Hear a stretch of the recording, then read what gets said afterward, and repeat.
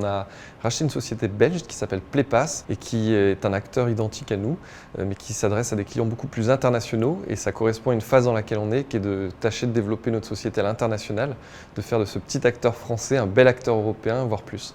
Here's to the crazy. iPhone, the version of this for Facebook. De leader.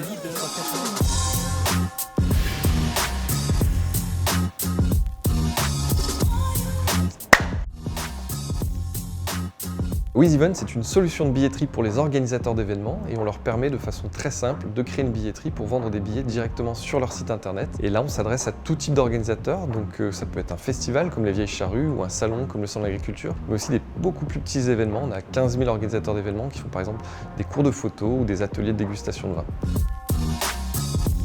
Mon associé qui avait une très belle proposition, une proposition très difficile à refuser, qui a failli partir au tout début du projet et qui finalement est resté, mais ça a été une phase assez compliquée où je me suis posé beaucoup de questions parce que pour moi ça arrivait presque avec la fin de l'aventure et finalement il est resté et on est en train de monter ce super projet ensemble et c'était un moment difficile. Ouais. De trouver un très bon associé parce que l'entrepreneuriat c'est des montagnes russes avec des hauts et des bas et j'ai un papa entrepreneur qui lui est tout seul face à ces émotions très fortes et je crois que c'est beaucoup plus dur et donc d'avoir un super associé, je crois que c'est le plus important. C'est aussi très dur à trouver mais si vous pouvez investir du temps c'est à mon avis dessus parce que vous irez plus loin et de façon plus simple avec un très bon associé.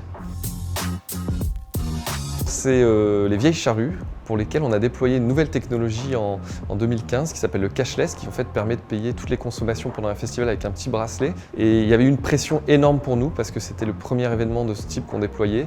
On aurait pu tout louper et mettre en grand danger le festival au-delà de nous. Et 3 jours après, quand le festival s'est parfaitement déroulé, qu'on se retrouve avec toutes les équipes, avec toute la fatigue et l'énergie déployée, ça c'est des super souvenirs et une belle émotion.